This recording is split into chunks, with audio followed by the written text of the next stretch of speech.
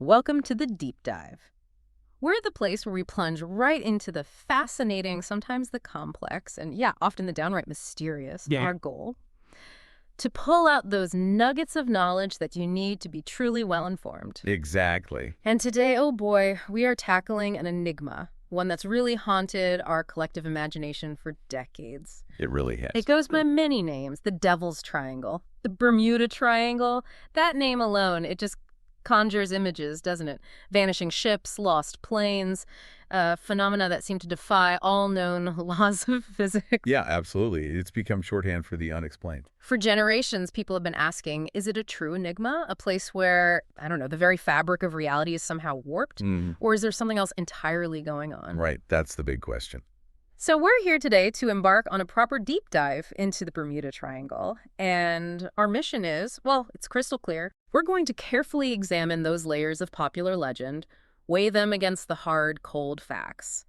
Basically, separating the thrilling fiction from what is often actually a more fascinating truth. Yeah, the truth can be pretty compelling on its own. We'll explore how this legend really began. We'll revisit some of the most famous disappearances, the ones that really fuel the myth. The iconic ones, yeah. We'll delve into some of the truly fantastical theories that have popped up over the years. Oh, there are some wild ones. And then, crucially, we'll lay out the grounded scientific explanations that offer a very, very different perspective. Kind of bringing it back down to earth. Think of it like a journey right into the heart of a mystery, where we bring the spotlight of evidence, to bear on every shadow. And that's precisely our goal here. Yeah. We really aim to unveil the factual underpinnings of this enduring controversy and critically assess what truly holds up to scrutiny. Because by sifting through the available evidence, official reports, geological studies, historical accounts, we can start to determine what's genuinely mysterious, what might just be a tragic accident, but simply sensationalism, designed to capture headlines and sell books. Yeah, the selling books part is key sometimes. It often is. Yeah. So this deep dive is really about stripping away those layers of myth, not to diminish the wonder necessarily, but to reveal a truth that, in its own way, is just as compelling, if not more so. Okay, let's unpack this then. For decades, the Bermuda Triangle has been completely synonymous with the unexplained. Totally. But what if the real story, the one grounded in evidence and logic, is actually, well, even more fascinating than the myths? It often is, I find. It's a story about human perception, isn't it? The immense power of narrative. Definitely. And the often overlooked yet incredibly powerful realities of our natural world. Well said. So let's start at the very foundation of this enigma, defining the triangle itself. It's this region everyone talks about, almost like it's, etched onto every map. Right, like it's an official place. Exactly. But do we truly know its boundaries? Is it even a real place on a map? Well, that's the first layer of fuzziness.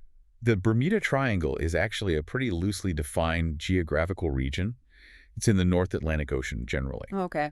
Traditionally, its approximate boundaries are kind of delineated by 3 points: Florida, the island of Bermuda, and Puerto Rico. Right, that sounds straightforward enough. A neat little triangle. Makes sense. It sounds straightforward. Yeah. But here's where it gets really interesting. The precise geographical extent of this area, it's not universally agreed upon at all.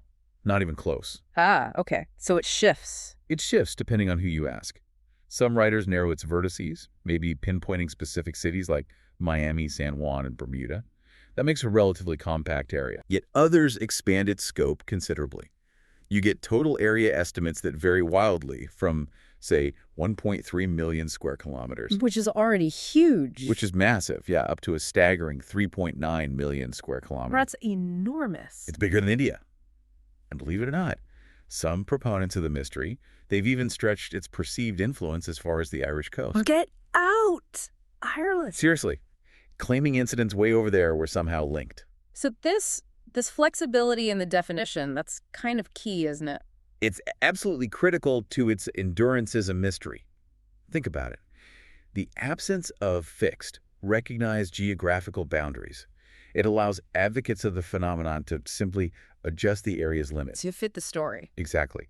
To encompass incidents that might otherwise fall outside. If a mysterious disappearance happens just beyond the usual lines, well, the lines just get redrawn to include it. Ah, conveniently validating the narrative. Precisely. It makes it an ever-convenient container for anything unexplained. It's almost like the boundaries move to fit the story. So it functions more like a label or a narrative device. That's a great way to put it, a narrative device rather than a precise geographical reality. It lacks any scientific rigor, which really highlights its constructed nature. And official bodies, do they recognize it? Nope, Hmm. not at all. In fact, it's so unsubstantiated that the U.S. Board on Geographic Names doesn't even recognize the Bermuda Triangle as an official location. No official file. They don't maintain any official file in the area, which just goes to show, it's not a real place on any official map. Wow. Okay. So the very foundation is shaky. Very shaky. And what's fascinating here when you dig into the history is how the mystery wasn't really an organic discovery, like someone noticing statistically higher disappearance rates. It wasn't. No, it was more of a narrative explicitly created and marketed by writers. Ah, the media angle again. It highlights the significant role media plays in shaping public belief, regardless of the underlying facts. So when did these stories start? Was it always called the Bermuda Triangle? Well, the term Bermuda Triangle is relatively recent. Hmm. But whispers of strange occurrences in that general region, they do date back centuries. Like who? Christopher Columbus, for instance. During his first voyage across the Atlantic in 1492, he reportedly logged bizarre compass bearings in the area. His compass readings were off. Weird compass readings. Yeah, and his crew also saw strange flickering light on the horizon and what looked like a fire in the sky. Baffled them. Okay, but that could be anything, right? Magnetic variation, lightning? Exactly. Easily explained today as magnetic variation, maybe distant lightning, St. Elmo's fire, even meteor showers. But in hindsight, looking back through the lens of the myth, those early accounts might have contributed to whispers of the region's unusual properties. Gotcha. But they didn't kick off a big legend back then. No, Yeah. not really. These were isolated accounts. They didn't really coalesce into a widespread legend until the mid-20th century. Okay, so when did the modern idea really start taking shape? The earliest suggestion of unusual disappearances, specifically within that Bermuda area, actually appeared in an article by Edward Van Winkle Jones, Jones. published in the Miami Herald on September 17, 1950. It got picked up by the Associated Press, so it went wide. He detailed a number of disappearances in a feature that kind of hinted at a pattern of strangeness. But he didn't call it the Bermuda Triangle. No, not yet. The phrase Bermuda Triangle itself was officially coined in 1964 by a writer named Vincent Gaddis. Gaddis, right. He wrote a sensational cover story for Argosy magazine, which was a popular pulp magazine back then. The title was The Deadly Bermuda Triangle. Catchy. Very. His article detailed several disappearances, and he prominently featured the case of Flight 19, which we'll definitely get into. Flight 19. Yeah. Big one. Yeah. And Gaddis strongly hinted at unusual, maybe even supernatural forces at work. He gave the phenomenon its catchy, memorable name. But it wasn't a global sensation just yet? Not quite. The legend truly gained international popularity and really cemented its place in the public consciousness about a decade later. And that was thanks to Charles Berlitz. Berlitz. Okay, that name I know. The Bermuda Triangle book. Exactly. His 1974 book was a massive bestseller. Berlitz, despite his family being famous for language schools. Right, the Berlitz language schools. Yeah, he actually had a strong interest in the paranormal. He even claimed to have psychic abilities, like locating lost objects. Really? Okay. His book was this thrilling blend of speculative theory and really dramatic retellings of incidents. It sold over 20 million copies. 20 million, wow. In 30 languages. It sensationally linked the triangle's purported mysteries to the mythical lost city of Atlantis. Atlantis? Seriously? Yep. Claimed that submerged Atlantean energy crystals were disrupting modern navigation systems. Energy crystals. Okay. And he even suggested extraterrestrial intervention might be involved. Aliens, too. He threw everything in there. Pretty much. And the immense commercial success of his book profoundly influenced public perception. It solidified the idea of an unexplainable phenomenon in the public mind. So that book was the real catalyst. Absolutely. It's a perfect example of how a compelling, dramatic narrative, even one lacking a solid factual basis, can gain huge traction and become more powerful than, dry empirical data. It shows how a narrative can be explicitly created and marketed, like you said, rather than being an organic discovery. Precisely. It showcases the significant role of media in shaping and amplifying public belief, regardless of the underlying facts. That's a crucial point, that power of storytelling and how it shapes our perception of reality. So the legend of the Bermuda Triangle isn't just some vague notion. It's meticulously built on specific incidents, right? Ships, planes disappearing. Correct. Cases that are often presented as utterly inexplicable, almost like undeniable proof of something supernatural at play.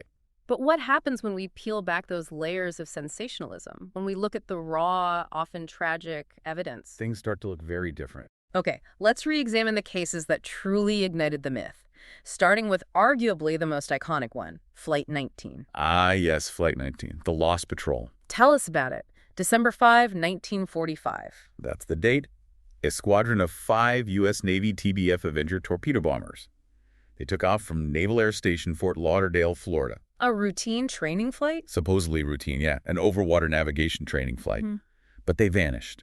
All 5 planes, all 14 airmen on board, lost. Just gone, in good weather. Well, the weather was considered generally good, visibility clear. These were experienced military aviators, and yet they simply disappeared. It was a tragedy that immediately captured public attention. And it didn't stop there, did it? There was a search plane, too. That's right. And the tragedy deepened later that same evening. A PBM Mariner search and rescue flying boat. Big plane. Huge 4-engine aircraft. It carried 13 crew members. It also disappeared while searching for Flight 19. So another 13 people lost. Correct. And this Mariner, it had a notorious nickname among crews, the Flying Gas Tank, because of its design. It was known to be highly susceptible to explosions, particularly from fuel vapor ignition. Ah. So the thinking is, investigations later concluded that the Mariners likely suffered a mid-air explosion. It was a double tragedy that truly fueled the initial mystery, especially since no wreckage from either group was immediately found. right, 2 groups vanished without a trace. That sounds mysterious. But you said we have more information now. We do. Here's where it gets really interesting, because the facts of Flight 19 are often obscured by the sensational stories. We actually have a lot of information from intercepted radio messages from Flight 19 itself. What did they say? They paint a pretty grim picture of growing confusion and disorientation among the pilots. The flight leader, Lieutenant Charles C. Taylor, sounded increasingly distressed. What was he saying? He mistakenly believed his squadron was over the Florida Keys, heading toward the Gulf of Mexico, rather than out over the Atlantic where they actually were. He was lost. Completely lost. And crucially, he repeatedly refused to alter his course or switch to the designated search and rescue radio frequency, despite desperate suggestions from his subordinates. His own crew knew they were lost. Some of them seemed to have a much more accurate understanding of their position. One subordinate pilot was clearly heard on the radio saying, "If we would just fly west, we would get home." He suggested heading west towards Florida. But Taylor refused. Taylor insisted they were over the Keys and ordered them eastward, further out to sea. He said something like, "Both my compasses are out, and I am trying to find Fort Lauderdale. I am sure I am in the Keys, but I don't know how far down." Both compasses out. That sounds bad. It does. But it was likely magnetic interference or malfunction, not necessarily something supernatural. And here's another critical piece. It was noted in reports that Taylor actually had a history of getting lost during flights. Really? This wasn't the first time. No. He'd apparently ditched aircraft twice before due to navigational errors during his service in the Pacific. Wow. Okay, that changes the picture quite a bit. It does. And then there was the official investigation. A comprehensive 500-page Navy Board of Investigation report was published a few months after the incident. 500 pages. What did it conclude? It concluded pretty clearly that Taylor's misidentification of some small islands below them as the Florida Keys led the flight further and further out over the open sea, likely in deteriorating weather, until they eventually ran out of fuel and had to ditch in the rough seas. So pilot error and fuel exhaustion sounds logical, if tragic. Exactly. The report was quite clear on the sequence of events leading to the loss. However, and this is a big however, this report was later controversially amended by higher authorities. The finding of pilot error was changed to read cause unknown. Why would they do that? It was reportedly done at the request of Taylor's mother, actually, to avoid assigning direct blame to Taylor for the loss of 5 aircraft and 14 men. Perhaps to spare his reputation and that of his family. So a compassionate decision, maybe, but... But this amendment, while perhaps well-intentioned, inadvertently created an information vacuum. And nature abhors a vacuum. Especially when it comes to mysteries. This void was then readily filled by sensationalist narratives. It transformed what was documented as a tragic aviation accident with identifiable contributing factors, pilot disorientation, compass issues, maybe bad weather, fuel exhaustion into an enduring, unexplainable mystery. And that's where the aliens and time warps came in. That's where they found fertile ground. It perfectly demonstrates how incomplete information, or maybe a reluctance to assign clear blame, can create opportunities for sensationalism to take root and flourish. Giving rise to all those fantastical theories. Okay, that makes sense. Let's move on to another cornerstone case, the USS Cyclops. Ah, the Cyclops. A truly massive loss. Tell me about it. This happened way earlier, right? Much earlier. March 1918. This was a huge Navy collier, basically a ship designed to carry coal to fuel other ships. Okay. It vanished without a trace with, depending on the source, either 306 or maybe 293 crew and passengers on board. Sometime after March 4th, 1918, after leaving Barbados, heading for Baltimore. 300 people. Just gone. It's gone. Despite extensive searches involving numerous vessels, absolutely no wreckage of the vessel was ever found. Not a single piece. And that makes it. To this day, it represents the single largest loss of life in the history of the U.S. Navy, not directly related to combat. Wow. The sheer scale of its disappearance, without a distress call, without a single piece of debris, that's what makes it such a cornerstone of the Triangle legend. It seems utterly baffling. Okay, but again, let's look behind the awe-inspiring scale. What do we actually know about the Cyclops itself? Well, again, the facts paint a less mysterious picture. The Cyclops had a documented history of stability issues. Oh. Yeah, it had a tendency for extreme side-to-side rolling or tipping, so much so that its crew apparently nicknamed it the Rolling Dutchman. Not a good sign for a large ship. Not at all. And at the time of its disappearance, one of its two engines was actually inoperative. It had cracked a cylinder. So it was running on only one engine? Relying on just one engine for propulsion, which already put it in a potentially precarious state, especially in bad weather. And what was it carrying? Critically, it wasn't carrying its usual cargo of coal. It was carrying a full load of manganese ore. Manganese ore. Is that different? Very different. It's significantly denser than coal and much more unstable, especially if it gets wet. How so? An expert from Lloyd's, the famous insurance market, noted back then that manganese ore, when wet, can liquefy and become a slurry. Basically a soupy, shifting substance inside the hold. That sounds dangerous. Extremely. Imagine tons of this heavy sludge suddenly shifting to one side in rough seas, and the ship's hatch covers back then. They were often just canvas. Canvas. That wouldn't hold back shifting ore. Exactly. Offered little protection against this internal shift. It could easily allow the cargo to slosh violently and drastically contribute to instability, potentially causing a rapid capsize. So what does this all mean for the Cyclops, then? What's the official thinking? Well, the Naval History and Heritage Command, after reviewing all the evidence, suggests that the ship probably sank in an unexpected storm. An unexpected storm combined with an unstable ship and unstable cargo. It sounds like a tragic but very plausible explanation, given the ship's known structural issues, its reduced engine power, and that dangerous, unstable cargo. Is there anything else that supports this idea, rather than a triangle mystery? Yes, quite significantly.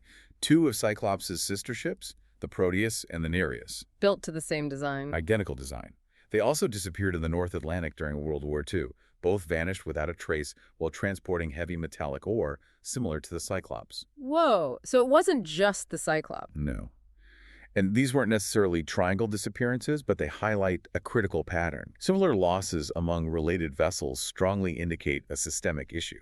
A design flaw or operational problem. Could be inherent structural weakness, maybe issues with overloading, maybe vulnerabilities in how they handled that specific type of heavy ore cargo. Whatever it was, it points away from a unique Bermuda Triangle effect. Right. It shifts the focus from some mysterious force to the practical limitations and dangers of early 20th century maritime transport, especially with certain types of cargo. Exactly. It becomes a compelling argument about the inherent risks of the technology and practices of the time, rather than a singular mysterious force acting only in that one area. Okay, that makes a lot of sense. Now, the legend is also heavily bolstered by aviation mysteries. You mentioned Flight 19, but there are others like the Star Tiger and Star Ariel. Ah, yes, the Tudor twins. Twin mysteries involving two Avro Tudor the Fee passenger aircraft. Operated by British South American Airways, or BSAA. These were relatively advanced, pressurized aircraft for their time. And they both disappeared. Both vanished. The Star Tiger disappeared on January 30th, 1948, It was flying from the Azores to Bermuda. 29 people on board, crew and passengers, lost. Without a trace, no distress call. No trace, no distress call. Then, less than a year later, January 17, 1949, the Star Ariel disappeared. This one was flying from Bermuda to Kingston, Jamaica. 20 people on board. Same story. Vanish, no call. Same story. Lost without a trace, no distress signal received. They seemed like perfect candidates for the unexplained column, fueling endless speculation about what could possibly make two modern airliners just vanish. Okay, so what's the less speculative take on these? Well, investigations and subsequent analysis suggested some very plausible, non-mysterious factors. A key one was that both aircraft were operating at the very limits of their range. Pushing the envelope on fuel. Pretty much. They often barely had enough fuel to reach their relatively small island destinations, even assuming perfect conditions in navigation. So, no room for error. Very little. This meant that even the slightest error in navigation, a minor equipment fault, or encountering unexpected headwinds which are common over the Atlantic could have been critical. It could prevent them from reaching safety before fuel ran out. Were there specific issues suspected with the planes? Yes. The Star Ariel, for example, experienced significant communication problems during its final flight. Reports mentioned static, poor reception, even complete radio blackouts. Making it impossible to call for help if they got into trouble. Exactly. And theories for its loss included a potential issue with a poorly designed cabin heater. A heater. Yeah, apparently it was located near hydraulic lines, and there was concern it could overheat and potentially cause a fire or even an explosion in the air. Okay, that's definitely plausible. What about the Star Tiger? For the Star Tiger, contributing factors likely included flying at unusually low altitudes. They were trying to avoid strong headwinds higher up, but flying low burns fuel much faster. Ah, so they might have run out of fuel sooner than planned. It's highly possible, especially if they also encountered stronger headwinds than forecast down low, or had minor navigational deviations. It exacerbated the risks of that long-distance flight over water. So these cases, they really highlight the technological limitations and maybe the operational pressures of that era, don't they? Absolutely. We're talking about early post-war aviation. They were pushing boundaries, maybe sometimes too hard, with technology that was less reliable than today's. Less accurate navigation aids, less sophisticated weather forecasting. All of that. Navigation aids were more rudimentary. Real-time weather forecasting wasn't nearly as advanced. It wasn't about an unknown force. It was about the inherent, sometimes brutal risks of pioneering long-haul flight over vast oceans. So the vulnerability of these early passenger planes combined with the challenging Atlantic weather. It makes these unexplained disappearances seem more like probable outcomes of those inherent high risks rather than the result of mysterious forces. They were literally pushing the envelopes of what was possible with the tech they had, and sometimes, tragically, the envelope pushed back. Got it. Okay, one more famous case before we move to theories. The Douglas DC-3 disappearance. Right, NC 16002, December 28, 1948. What happened there? This Douglas DC-3 aircraft vanished with 32 people on board, 3 crew, 29 passengers. It was flying from San Juan, Puerto Rico, heading to Miami, Florida. Another one lost without a trace. Pretty much. Despite extensive search efforts covering thousands of square miles, no trace of the aircraft or its occupants was ever found. And the official investigation. The Civil Aeronautics Board investigated, but ultimately they concluded, somewhat frustratingly for the public and the families, that there was insufficient information to determine the probable cause of the disappearance. Insufficient information. That leaves the door wide open for speculation, doesn't it? It certainly does. It creates that vacuum again. Were there any specific strange details associated with this one? Yes. A couple of points often seized upon by mystery proponents. One was the report that the aircraft was supposedly in sight of Miami Airport when it disappeared. Was it? Well, its last confirmed radio position report put it about 50 miles south of the city, nowhere near visual range of the airport lights, especially at night. So that claim was inaccurate. Seems likely, or at least unverified. The flight also experienced what were described as strange radio quirks. Like what? The pilot's last message, a routine position report, was reportedly heard clearly by a commercial station down in New Orleans, which is like 600 miles away. But strangely, it wasn't clearly received by Miami Air Traffic Control, which is much closer. Okay, that is a bit weird. What stands out to you about this case, especially when the main evidence is just absence, no wreckage, inconclusive report? Right. And for many people, that complete lack of wreckage and those strange radio quirks are the very definition of mystery. It feels like proof of a supernatural vanishing act. Yeah, I can see that.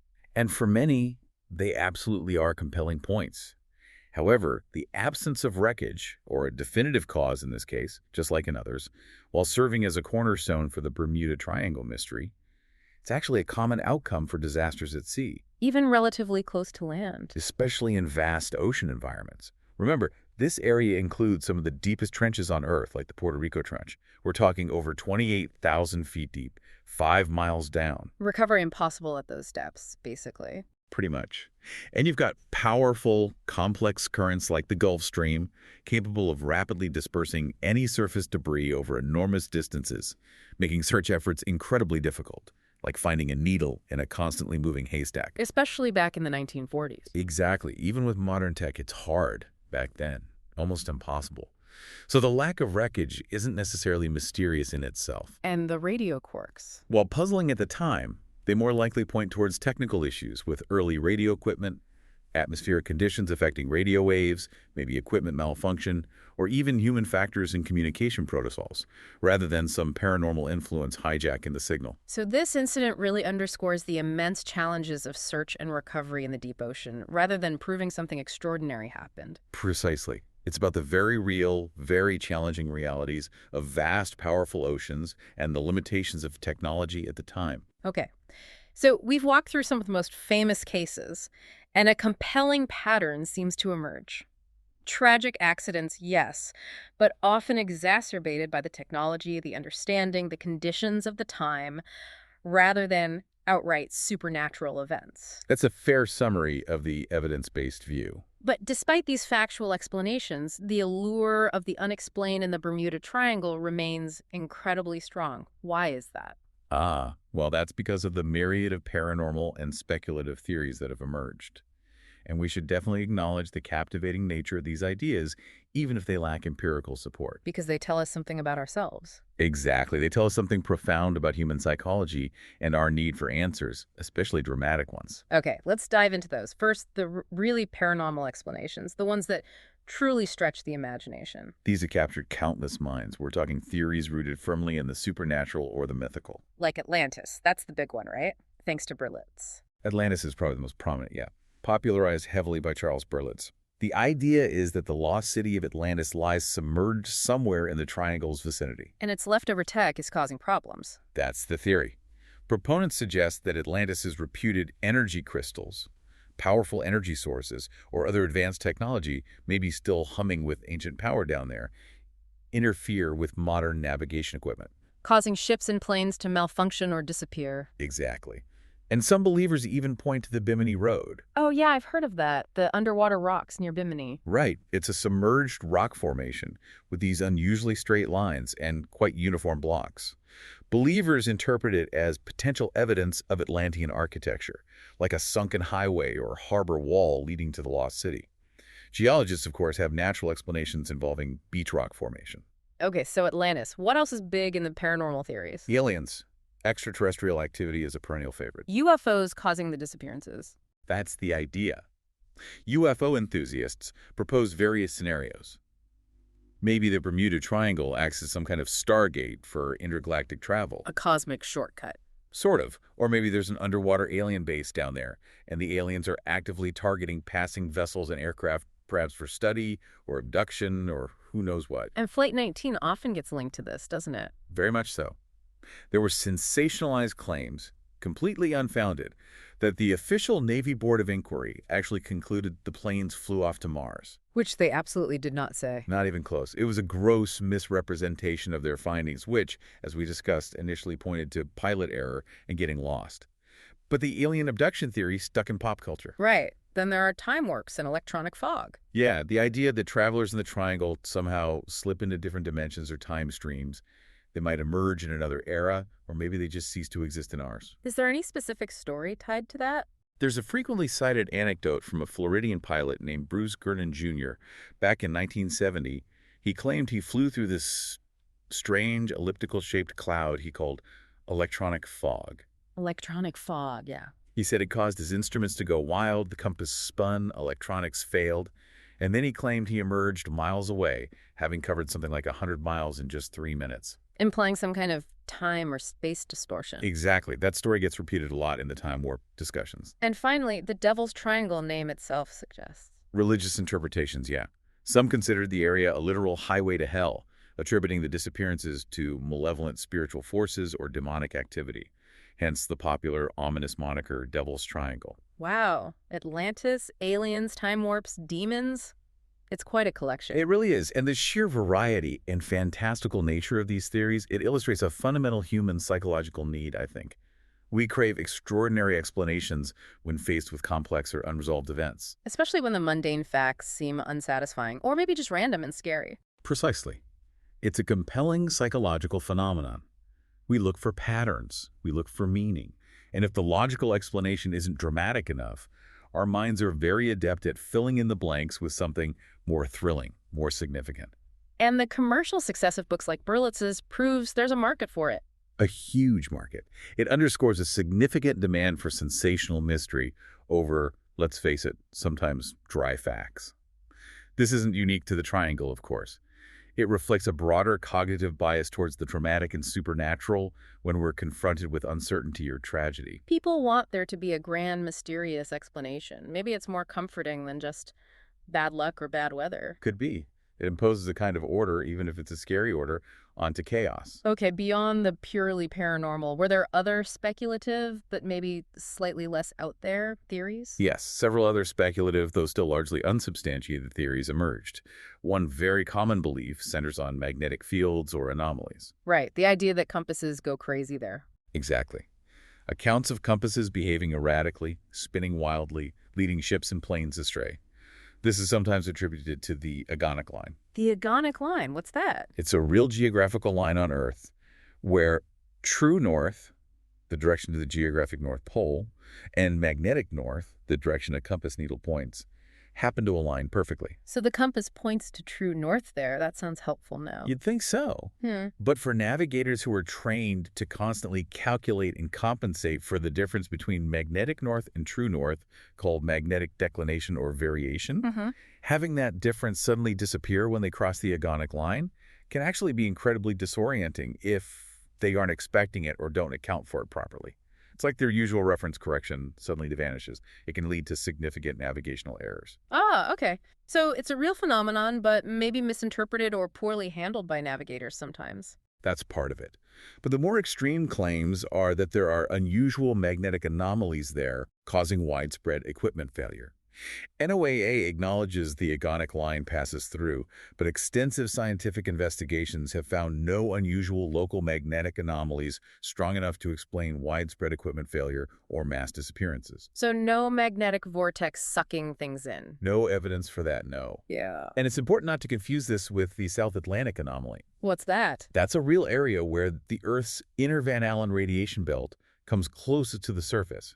It's off the coast of South America, and it causes increased radiation levels that can affect satellites and spacecraft passing through it. But it has no known impact on surface vessels or aircraft in the Bermuda Triangle region. Got it. Any other less common theories? Pirates? Pirates get mentioned sometimes, usually in a historical context, but it's largely dismissed for modern incidents. Piracy in that region hasn't been a major issue since, well, the golden age of piracy, centuries ago. Okay, how about that downed comet idea? Ah, yes. The theory of a downed 11,000-year-old comet that supposedly crashed in the area millennia ago, leaving behind some kind of otherworldly electromagnetic properties. Any evidence for that? Absolutely none. Zero evidence to support the existence of such a comet impact in that location, let alone its purported lingering effects. Pure fantasy. And then there are always government conspiracies. Of course. The ever popular, the government, or more specifically, the AUTEC-based conspiracy theories. AUTEC. The Atlantic Undersea Test and Evaluation Center.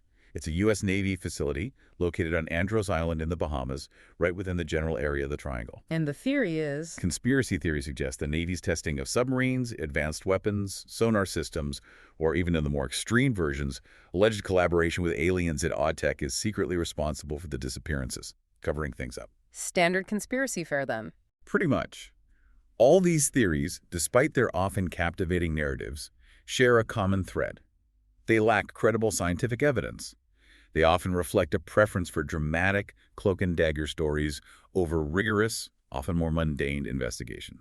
Okay, so we've explored the fascinating, sometimes wild speculative side, but now let's set aside the aliens, the energy crystals, the secret Navy plots.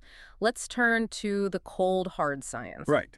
What do the geologists, the oceanographers, the meteorologists, the official investigative bodies actually tell us about this infamous stretch of ocean? Let's get into the evidence-based understanding. Okay, well, the scientific and investigative communities largely attribute disappearances in the Bermuda Triangle not to one single cause, Yeah. but to a powerful confluence of factors. Natural environmental factors, geophysical phenomena, and yes, human error. A combination of things. Exactly. And these explanations, though maybe less sensational than alien abductions, offer a robust, evidence-based understanding of why incidents happen in this region. They explain why this particular area, despite its overblown reputation for mystery, is actually genuinely hazardous for other reasons. So let's break those down. First, the environmental factors. What's going on with the weather and the ocean itself? This is huge. The Bermuda Triangle is situated in an incredibly dynamic and often volatile oceanic environment. Several natural phenomena there pose significant hazards. Like the weather, hurricanes. Definitely. It's notoriously prone to unpredictable and rapidly changing weather patterns. Think about this. The majority of Atlantic tropical storms and hurricanes actually pass directly through the Bermuda Triangle or form within its boundaries. The majority. Wow. Yeah. And historically, before we had satellites and sophisticated forecasting, these powerful storms could appear with little warning and easily claim ships and even aircraft. What else besides hurricanes? The Gulf Stream. This is a major factor. It's a powerful ocean current moving vast amounts of warm water northwards right through the area. And it affects the weather. Massively. It can cause rapid, sometimes violent changes in local weather conditions. This includes the sudden formation of things called white squalls. White squalls. They're intense, localized storms that can arrive with almost no warning, seemingly out of a clear blue sky. They generate violent winds that can capsize a smaller vessel in minutes. Scary. What about waves? Rogue waves. We now know these are real terrifying phenomena. Unusually large, unexpected ocean waves. They've been documented globally, including within the Triangle. How big are they do occur? They aren't part of the general sea state. They are colossal, solitary walls of water that can rear up unexpectedly. They could reach heights of up to 100 feet, maybe 30 meters or so. 100 feet? Yeah, like a 10-story building appearing out of the ocean. Powerful enough to snap even large vessels in half, potentially without leaving much trace. Okay, that's terrifying. Anything else weather-wise? Waterspouts. Think of them as sea tornadoes, columns of rotating air and water mist forming over the water. Dangerous. Definitely. They can generate rapid, localized changes in wind speed and direction, posing a significant threat to boats. They can capsize smaller ones or even lift them briefly. And then there's just plain old fog. Fog. Dense sea fog is an occasional occurrence in the Triangle, a real pea super that can reduce visibility to mere feet. That severely increases the risk of disorientation, collisions, running aground, especially for older vessels without modern radar and GPS. So a whole cocktail of bad weather possibilities. Absolutely. And the Gulf Stream dynamics are crucial beyond just weather. How so? With speed. This current flows directly through the Triangle and can reach speeds of up to 5 or 6 miles per hour. That's fast for water. Okay. It creates complex and rapidly changing water conditions, strong currents, rip tides, eddies that can cause unexpected drift, make navigation difficult, or increase stress on a vessel. And the wreckage point you made earlier. Yes. Crucially, the Gulf Stream's power means it can rapidly disperse any wreckage. If a ship sinks or a plane crashes, the debris can be carried hundreds of miles away in just a day or two. Making searches incredibly hard. Extremely difficult, and it contributes significantly to that perception that vessels disappear without a trace or are swallowed by the ocean. The ocean just takes things away quickly there. And the geography itself?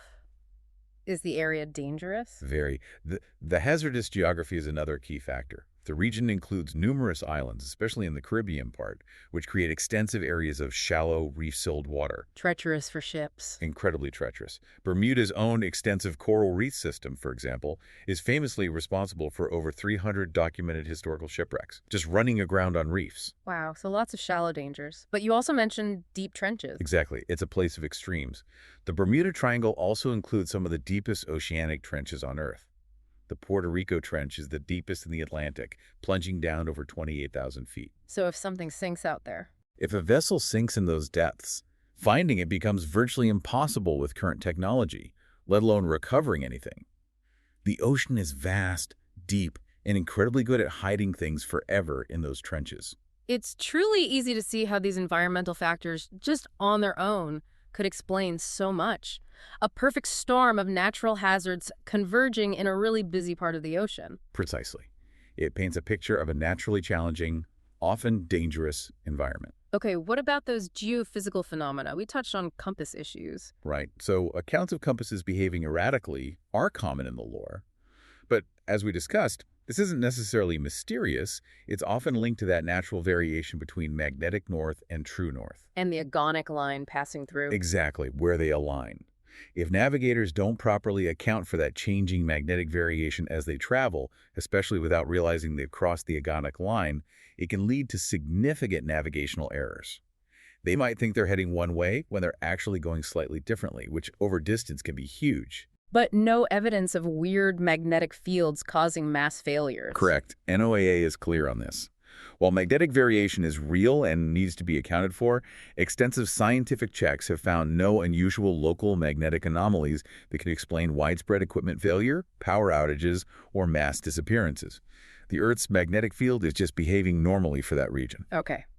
So environment, geography, normal magnetic variations. What's left? The big one, human factors, human error. Oh, the least exciting perhaps, but often the most likely. Often, yes.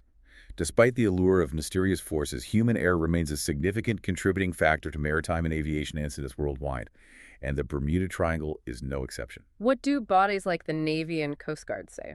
They consistently emphasize this. The U.S. Navy and U.S. Coast Guard reports repeatedly point to human fallibility and natural causes as the primary explanations for disappearances at sea. What kinds of errors? Pilots and sailors, especially when facing challenging conditions, poor visibility, bad weather, maybe fatigue or stress, can simply misinterpret their position, lose track of their course, become disoriented. Especially before modern GPS and stuff. Absolutely. Yeah. Historically, less accurate weather forecasting compounded these risks. Crews might have unknowingly steered directly into severe storms that weren't predicted or weren't accurately located. Flight 19 seems like a prime example of disorientation. A classic example. The flight leader became disoriented, mistook landmarks, refused correct advice, and led his flight further out to sea. The Douglas DC-3's reported radio issues could also point to human or technical communication factors. And just plain old mechanical failure. Of course, mechanical failures, while less dramatic than paranormal explanations, are an ever-present risk for any complex machine like a ship or aircraft, regardless of its location. Engines fail, systems break down. It happens. Okay, now let's talk about one specific scientific theory that often comes up and sounds quite dramatic: methane hydrates. Ah, yes. The methane plumes theory. It's an intriguing geological hypothesis. What's the idea? The theory suggests that methane gas can get trapped in a solid ice-like form called methane hydrate under the high pressure and low temperatures of the deep ocean floor. These deposits are known to exist in many parts of the world, possibly including areas within the triangle. Okay, frozen gas underground, so... The hypothesis is that geological activity, like an undersea landslide or perhaps seismic activity, could destabilize these hydrates, causing a sudden massive release of methane gas bubbles rising up through the water. And what would that do? It's proposed that this explosive eruption of gas into the water column would significantly reduce the water's density in that localized area. It would become frothy, less buoyant. So a ship sailing into it would? Suddenly lose buoyancy and sink incredibly quickly, almost instantly, as if the water supporting it just disappeared, like falling into a hole in the ocean. Wow. What about planes? If the methane gas bubble reached the surface and continued into the atmosphere, it could potentially affect air density too. Aircraft flying through it might lose lift, or their engines could stall due to the lack of oxygen or the presence of methane. And methane is flammable, right? Highly flammable. So if the gas cloud encountered an ignition source, a spark from the aircraft engine, maybe lightning, it could cause a fire or explosion. This has been suggested as a possible explanation for the fiery end of that PBM Mariner search plane looking for Flight 19. Okay, that sounds pretty plausible and dramatic. Has it been proven? Well, laboratory models have demonstrated that large gas bubbles can indeed reduce water density enough to sink model ships. So the physics works in theory. However, There's a catch. there's a significant catch. Critics of this theory point to a major lack of evidence for large-scale methane eruptions happening in the Bermuda Triangle during the specific periods when the famous disappearances occurred. The timing doesn't match. Geological records suggest the last really major venting of methane hydrates in that specific region likely occurred much, much longer ago, maybe after the last ice age, around 15,000 to 20,000 years ago. So unlikely to be the cause of disappearances in the 20th century. Highly unlikely based on current geological evidence. There's no indication of such massive eruptions happening frequently or recently enough to explain the pattern of losses attributed to the triangle. So while it's a fascinating potential hazard in some ocean areas, the evidence for it being the culprit in the Bermuda Triangle is weak. Okay, so this raises that important question again.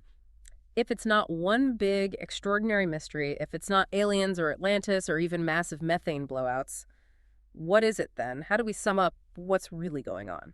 I think the most accurate way to view it is that the mystery of the Bermuda Triangle isn't the result of a single extraordinary or paranormal cause. It's not one thing. It's a combination. It's a confluence of multiple individually explainable factors, natural factors and human factors, each of which on its own presents significant risks to ships and planes. So list them again. You've got the severe and unpredictable weather, hurricanes, squalls, rogue waves. You've got the powerful Gulf Stream messing with currents and dispersing wreckage. You've got the hazardous geography, treacherous shallow reefs, and impossibly deep trenches. You've got natural magnetic compass variations that require careful navigation. And then you add. You couple all of that with the undeniable reality of human factors.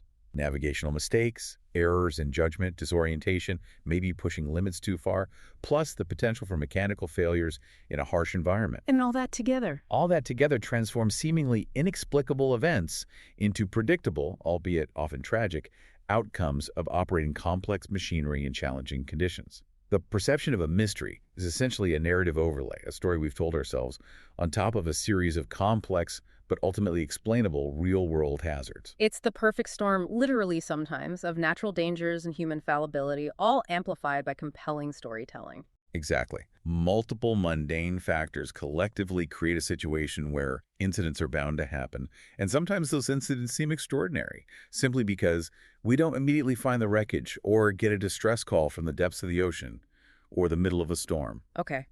So we've peeled back the layers of speculation. We've looked through the scientific lens. Now let's get to the core of why this deep dive is really about fact versus fiction. Right. Despite the widespread belief, despite the endless sensational stories, rigorous investigation has pretty systematically dismantled the myth, hasn't it? Revealing it as largely a manufactured phenomenon. That's certainly what the evidence points to. And a pivotal figure in that debunking process was Larry Kusha. Kusha, tell me about him. He was a librarian. Yes, a reference librarian at Arizona State University back in the early 1970s. He became intrigued, maybe frustrated by the pervasive, often contradictory stories about the Bermuda Triangle. So he decided to investigate properly. Exactly. Rather than just accepting the sensational claims made in books like Berlitz's, Kusha embarked on this incredibly exhaustive research project. He acted like a true investigative journalist, or maybe a detective librarian. What did he do? He meticulously collected all the available information he could find on each reported incident associated with the triangle. He didn't just rely on the mystery books. He went back to primary sources. Like official reports? Yes, he contacted authoritative sources. The U.S. Coast Guard, the U.S. Air Force, the Navy, Lloyd's of London, the insurance market that keeps detailed records of maritime losses. He dug into their files. What else? He also went to great lengths to obtain microfilm copies of contemporary newspaper accounts from the cities where the incidents were originally reported, or where the vessels departed from or were headed. He cross-referenced everything, looking for inconsistencies. That sounds like a massive amount of work. It was painstaking. And the culmination of all this research was his groundbreaking 1975 book, The Bermuda Triangle Mystery. Solved. Pretty bold title. It was. And his findings were pretty damning for the mystery narrative. His book systematically debunked the myth, point by painstaking point. How? What did he find?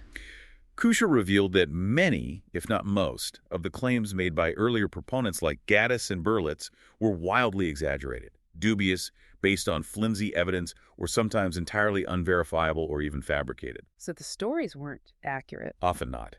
He painstakingly demonstrated how these narratives were frequently based on mistakes, misunderstandings, sensationalism, or even deliberate omissions. Omissions, like leaving important facts out. Exactly. For example, he exposed inaccuracies and inconsistencies in the popular accounts. He noted many instances where crucial information, like the fact that a ship disappeared during a recorded severe hurricane, was simply left out of the mystery books to make the disappearance seem more baffling. Oh, that's crucial context. Absolutely. He also found cases where alleged incidents were reported as occurring within the triangle when they had, in fact, taken place hundreds, sometimes thousands of miles away, sometimes even in different oceans like the Pacific. Seriously, they just lumped unrelated incidents into the triangle narrative. It seems so, to bolster the numbers and the mystery. Kusha famously critiqued Berlitz's reliability quite harshly, basically saying that Berlitz played fast and loose with the facts and that his research was incredibly sloppy. Wow. But what was Kusha's biggest conclusion? The main takeaway? His most significant finding, the one that really pulled the rug out from under the whole mystery, was statistical. After compiling all the credible data on losses, he concluded that the number of ships and aircraft reported missing in the Bermuda Triangle was not statistically greater, proportionally speaking, than in any other heavily traveled part of the ocean. So no more disappearances there than anywhere else with similar traffic. Exactly. When you account for the sheer volume of traffic ships and planes constantly crossing that area, the percentage of vessels and planes lost was no higher than in other busy ocean regions. There was no statistical anomaly. That's a killer fact for the mystery, isn't it? It really is. His thorough, fact-based research effectively ended much of the widespread hype surrounding the Bermuda Triangle, at least in serious investigative circles. Even authors who had previously championed the mystery found it very hard to refute his well-documented findings. His work really transformed the public understanding for those willing to listen. Okay, so that's one meticulous librarian's work. But what about the official bodies? The Navy, the Coast Guard, NOAA, do they agree with Kusha? Overwhelmingly, yes. Official government and scientific organizations consistently dismiss the supernatural explanations and echo Kusha's findings. Their stance is pretty unified. What does the U.S. Navy say, for instance? The Navy explicitly dismisses supernatural claims. They emphasize that the sea has always been a dangerous place and that natural causes and human error are the primary explanations for incidents at sea worldwide, not just in the Triangle. They don't recognize it as a unique danger zone. And the Coast Guard. They're the ones doing rescues out there. The U.S. Coast Guard is officially skeptical of the Bermuda Triangle legend. Their own records confirm Kusha's finding. Disappearances in the area occur at the same rate, on a percentage basis, as anywhere else in the world with similar traffic. They've maintained this stance consistently since at least the mid-70s. Do they actively debunk it? They often do, actually.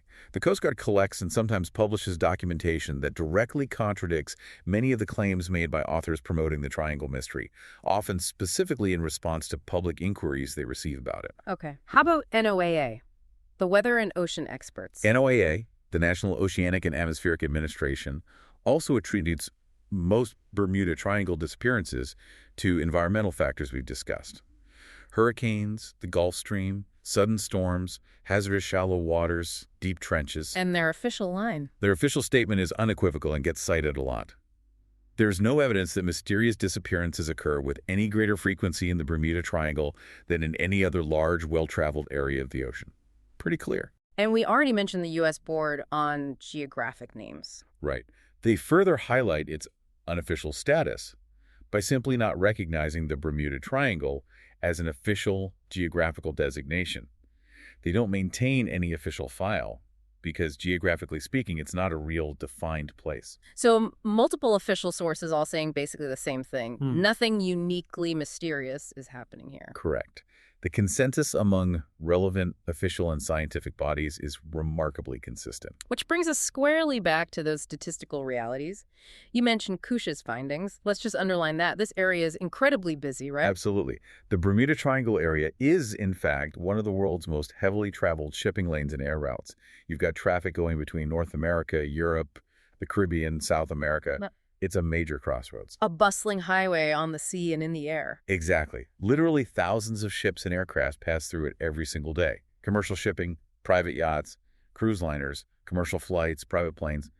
Enormous volume. So, given that incredibly high volume of traffic, the number of incidents that occur within its loosely defined boundaries is simply not disproportionately higher than in any other comparable, well-traveled ocean region globally. It just seems like more because there's more opportunity for incidents. Precisely. As the great scientist Carl Sagan famously observed regarding the triangle, the very idea of higher disappearance rates there is essentially a statistical fallacy born from ignoring the denominator, the sheer amount of traffic. Can you explain that a bit more? Sure, ships and planes are lost at sea sometimes. It's a fact. They are complex machines operating in a vast, powerful, often unpredictable environment. They can sink, they can crash, they can suffer catastrophic malfunctions. It happens. Okay. So the greater the volume of traffic you have in any given area, the greater the simple statistical likelihood that some incidents will occur there just by chance and probability. More traffic equals more potential incidents. It's a matter of probability, not paranormal intervention. Like having more cars on a busy highway leads to more accidents than on a quiet country road, even if the highway isn't cursed. That's a perfect analogy. It's about exposure to risk. High traffic volume equals high exposure. The Bermuda Triangle is a high traffic area. Therefore, sadly but predictably, incidents occur there. But not at a rate that suggests anything beyond the normal risks of sea and air travel amplified by environmental factors. Okay, so if the facts are so clear, if the official bodies are unanimous, if the statistics don't support it, if the debunking has been so thorough for decades, why? Why does this myth persist? Why does the Bermuda Triangle continue to capture our imaginations so powerfully, even today, despite all this evidence? What is it about this story that just refuses to die? That is the million-dollar question, isn't it? And I think the answer lies in that powerful interplay between human psychology, media economics, and the undeniable narrative appeal of the unexplained. A manufactured mystery, as you called it earlier. I think that term is accurate. The legend seems to have been deliberately, or maybe sometimes unintentionally, spun and perpetuated by writers who relied on misconceptions, faulty reasoning, maybe cherry-picking data, and definitely sensationalism to craft their narratives. And there's money in mystery. There's huge money in mystery. The market for mysteries, the paranormal, the unexplained is incredibly popular and highly profitable. Think of all the books, TV shows, movies, websites dedicated to this stuff. True. This leads to the production of a vast amount of media content that supports and promotes the Bermuda Triangle myth, often containing misleading, inaccurate, or simply unverified information. It keeps the story alive. So there's a media bias toward the sensational. Absolutely. It creates a significant bias in the media landscape. Sensationalized accounts, because they are more exciting and sell better, frequently overshadow the more sober, well-researched, skeptical viewpoints. The debunking just isn't as exciting a story as Aliens or Atlantis. So the enduring appeal, even after decades of factual refutation, it tells us something else. It reveals that the mystery serves a kind of cultural function. It's driven by the profitability of paranormal narratives, yes, but also by a deep-seated human preference for dramatic stories, for enigma, over mundane, albeit logical, explanations. It's a compelling case study in how a powerful narrative can override empirical evidence. Exactly. It shows the profound influence of myth-making in popular culture and the economic incentives that often work, consciously or not, to maintain such narratives. It seems we, as humans, sometimes just prefer the mystery. We'd rather imagine aliens than acknowledge a strong gust of wind or a faulty compass reading. And that leads us perfectly into the cultural legacy of the Bermuda Triangle. Because beyond its debunked factual basis, it really has permeated popular culture, hasn't it? It's become this potent symbol for the unknown, the unexplained. Absolutely. Its narrative power continues to resonate, demonstrating that enduring appeal of mystery over mundane reality. It's seeped into everything. Like literature. Has it shown up in books beyond the nonfiction mystery ones? Oh yeah. Its influence on literature potentially dates back centuries. Some literary scholars even suggest that William Shakespeare's play The Tempest, with its themes of shipwreck, strange islands, and mysterious forces, might have been partially inspired by accounts of a real-life English shipwreck near Bermuda back in 1609. That might have contributed to the area's early aura of mystery and strangeness in the English imagination. Interesting connection. Anyone else? Later, literary figures like the Irish poet Thomas Moore, who lived in Bermuda for a while and wrote poems about the islands, and Mark Twain, who famously visited and wrote travelogues about Bermuda, also helped publicize the allure and beauty, and sometimes the perceived strangeness, of Bermuda, weaving the region into the tapestry of artistic imagination. And more recently, modern fiction. Oh, countless modern fiction works use it as a backdrop or plot device. You see thrillers, sci-fi novels like Greg Donegan's Atlantis, Bermuda Triangle, That craft narrative's explicitly playing on the mystique of unexplained events, continuing to explore those what-if scenarios. It's a ready-made setting for adventure and mystery. And film and television, it feels like it's been everywhere. It really has. There's a theatrical film in 1978, directly based on Charles Berlitz's bestseller, bringing his sensational claims right to the big screen. Right? And perhaps most famously, Steven Spielberg's iconic science fiction film, Close Encounters of the Third Kind, used it brilliantly. Remember the opening scene? Yes. With the lost planes of Flight 19 suddenly reappearing in the desert. Exactly. That film depicted the lost air crews of Flight 19 as alien abductees, found years later. That imagery cemented the extraterrestrial theory firmly in popular consciousness for a whole generation. And countless documentaries. Countless documentaries. Shows with titles like Secrets of the Bermuda Triangle or The Enigma of the Bermuda Triangle continue to be produced, exploring all the various theories, from the plausible scientific ones to the completely paranormal. They ensure the topic remains a subject of public fascination, though often, frankly, prioritizing the dramatic mystery angle over the definitive, factual explanations. It's clear that the Bermuda Triangle has really transcended being just a supposed geographic anomaly. It's become this potent symbol, almost a cultural shorthand for anything unexplained or lost. Indeed. Its continued presence in popular culture, long after its factual basis has been thoroughly debunked by science, indicates that its real value lies not in its truth, but in its narrative potential. Tapping into our fears and fascinations. Exactly. Tapping into universal human fears of loss, the limits of our control over nature, the vastness of the unknown, and that deep-seated allure of the inexplicable. It's a story that speaks to something primal in us. And this fascination endures, even now. Absolutely. Despite decades of comprehensive debunking by scientific bodies, by researchers like Kusha, by government agencies, the Bermuda Triangle persistently reappears as an unsolved mystery in new books, articles, websites, TV specials, often produced by authors and creators who seem to prioritize sensationalism over factual accuracy because mystery sells. It's got global recognition. Huge global recognition. It's a name known worldwide, even by people who know almost nothing else about geography. People who live in Bermuda, for instance, report frequently encountering questions about the triangle from tourists. Is it safe to swim here? Have you seen any UFOs? That kind of thing. Wow. So it's deeply ingrained in the global imagination. Deeply. This enduring fascination, even in the face of overwhelming evidence to the contrary, really underscores that powerful human appetite for mystery and the inherent difficulty in dislodging deeply ingrained urban legends once they take root. The narrative appeal just outweighs the mundane facts. It often seems to. The allure of the unexplained, the excitement of a potential cover-up or a cosmic secret, often proves more compelling than the scientifically sound explanations involving weather patterns, ocean currents, and human mistakes. The Bermuda Triangle maintains its symbolic power as a place where facts themselves seem to disappear. So, as we wrap up this deep dive, let's just briefly reiterate our core conclusion here. The Bermuda Triangle's infamous mystery, it appears to be largely a manufactured phenomenon. That's the strong conclusion based on evidence. A compelling story, certainly, but one woven from a series of tragic yet ultimately explainable events. The incidents that fuel its legend can overwhelmingly be attributed to those well-understood factors we've discussed. Right. Severe and unpredictable weather, powerful ocean currents like the Gulf Stream, hazardous geography with both shallow reefs and deep trenches, the reality of human error in navigation and decision-making, and the potential for mechanical failures in a challenging environment. A confluence of factors, not a single mystery. Precisely.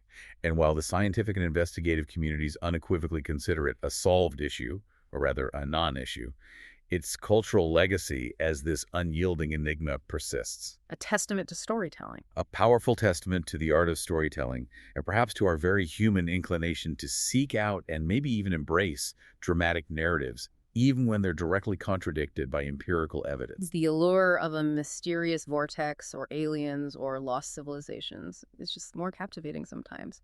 It often proves more captivating than the complex, sometimes unsettling, realities of meteorology, oceanography, engineering limitations, and human fallibility.